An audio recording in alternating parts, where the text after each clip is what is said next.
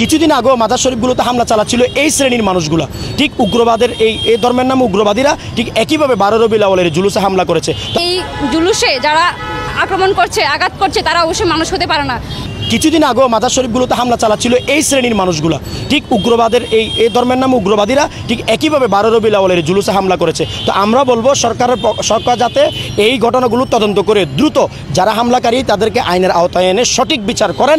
সাথে সাথে এবং সরকারের প্রতি আমরা দাবি জানাবো সামনের কোনো একটা বিষয়ে যাতে এটা যে কোনো ধর্মের বিষয় হোক, যে কোনো মতের অনুষ্ঠান হোক, ধর্মবিশ্বাসীদের মতপত্রের অনুষ্ঠান হোক, সেখানে যাতে এই ধরনের কোনো নৃশংস হামলা চালাতে না পারে সেটা নিশ্চিত করতে হবে।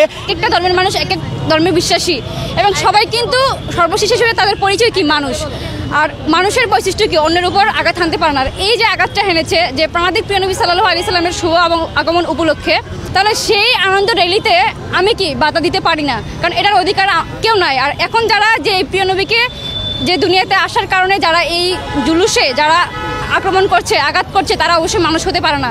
মানবতায় বিশ্বাসী মানুষগুলো ঐক্যবদ্ধ হয়ে মানবতার রাষ্ট্র তৈরি করবে। কেউ কারো বিশ্বাস আদর্শ কারো উপরে চাপিয়ে দিবে না। রাষ্ট্রীয় সম্পদ, দুনিয়ার সকল সম্পদ, প্রাকৃতিক সম্পদ সব মানুষের হবে। সত্য ও জ্ঞানের মুক্ত প্রবাহ থাকবে। যে যেটাকে সত্য মনে করে সে সেটা তুলে ধরবে। তাহলে আর কেউ কারো উপরে জোরপূর্বক চাপিয়ে দেওয়ার সুযোগ থাকবে না। সেই ইনসানিয়তের রাষ্ট্র আহ্বান, ইনসানিয়তের রাষ্ট্র গড়ে তোলাই হচ্ছে এটার একমাত্র সমাধান। আমাদের প্রাণাদিক প্রিয়নবী, জীবনের রাসূল, মানবতার রাসূল প্রাণাদিক প্রিয়নবীর শুভ আগমনকে সারা বিশ্বব্যাপী আমরা ঈদে আজম বা ঈদে মিলাদুন্নবী পালন করছি। তো শান্তিপূর্ণভাবে সারা বিশ্ব পালিত হয়েছে। তো বাংলাদেশের ধারাবাহিকতাই অন্যান্য বছরের নেই বাংলাদেশে পালিত হচ্ছে। আপনি অবশ্যই অবগত আছেন বাংলাদেশের রাষ্ট্রীয়ভাবে ঈদ মিলাদ রাষ্ট্রীয় ছুটি সব জায়গায় স্কুল কলেজ উদযাপিত হচ্ছে। তো সেই জায়গাতে আমরা দেখলাম 12 রবিউল আউয়ালের দিন আমরা নিজেও প্রত্যক্ষভাবে ব্রাহ্মণবাড়িয়া শহরে ঈদে আজমের জুলুস করতে যাই, ঈদে মিলাদুন্নবীর জুলুস করতে যাই। সেখানে দেখি একদল ইসলাম ছদ্মবেশী, দাড়ি টুপি জুব্বা লাগানো, হাতে আবার ডান্ডা লাঠি নিয়ে হট স্টিক নিয়ে দাঁড়ানো, তারা কাউকে জুলুস করতে দিবে না। কি সমস্যা? তারা এটাকে পছন্দ করে না। ডিজাইন, এলিগেন্স, বিউটি, সেরা পণ্য সবার জন্য জেভিকো। গত 12 রবিউল আউয়াল 16 সেপ্টেম্বর যে দিবসটাকে বাংলাদেশে ঈদ মিলাদুন্নবী হিসেবে সারা বাংলাদেশের মানুষ উদযাপন করেছেন এবং সরকারিভাবে সেটা রাষ্ট্রীয়ভাবে সেটা উদযাপন করার যে বিভিন্ন প্রতিষ্ঠানগুলোতে, সরকারি প্রতিষ্ঠানগুলোতেও সেটা নির্দেশনা ছিল, সেই হিসেবে মানুষ উদযাপন করেছেন।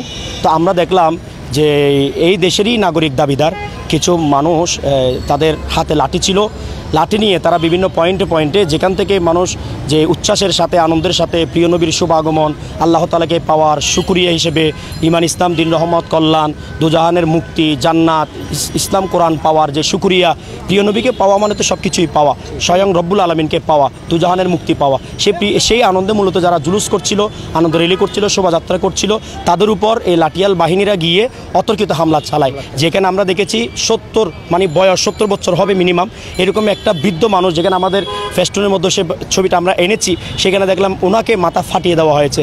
এইভাবে অনেকের উপর আক্রমণ করা হয়েছে, রক্তাক্ত হয়েছে এবং কয়েকটা জায়গায় দেখলাম আমরা নিহত হওয়ার ঘটনাও ঘটেছে। তো এই জন্য দাঁড়িয়েছি আমরা যে প্রিয় নবীর দুনিয়াতে শুভ আগমন, যে ঈদে আজম, এই ঈদে আজম উদযাপনটা এটা যেহেতু একদিকে রাষ্ট্রীয়ভাবে অনুমোদিত এবং সেটা একটা ইমানের বিষয়, ভালোবাসার বিষয়, চেতনার বিষয়, যে যার যার চেতনা, যার যার বিশ্বাস নিয়ে, মতপথ নিয়ে স্বাধীনভাবে চলবে, যারটা সে তুলে ধরবে। আমার কথা হলো, কারো যদি এটার বিরোধিতা থাকে, কারো যদি এটার বিপক্ষে কোনো কিছু থাকে, সেটা আমাদেরকে জ্ঞানগত দালিলিকভাবে সেটা আমাদেরকে তুলে ধরবে।